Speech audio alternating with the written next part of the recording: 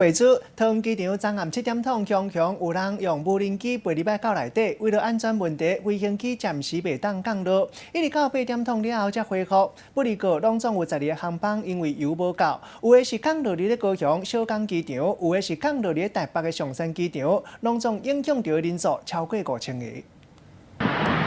飞机航班赶紧返航，也是转降落。桃园机场伫咧31号暗时7点外，发现无人机进入，为着飞行的安全，全面停止飞机的降落。跑道嘛被迫关了点外钟，总共影响12个航班。等了很久了，2、3个小时。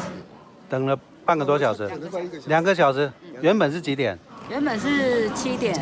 嘿。对。 然后现在变成都飞到温州。知道什么原因吗？就是因为空拍机。不晓得会不会回来，不知道。你们在这边等多久了？等很久了。久了，那原本7点半的啊。 等要接机煞一直等无人，航班表规片红记记写着延迟，12个航班备用的油不足，转降落伫咧高雄小港机场也是飞航，加上后续班机耽误，影响旅客人数，初步估计超过5000个人。现在都没有旅客吗？不晓得，因为我们现在那边的航班资讯全部都是延期，不晓得为什么。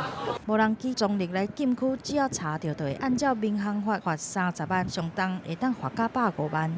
记者综合报道。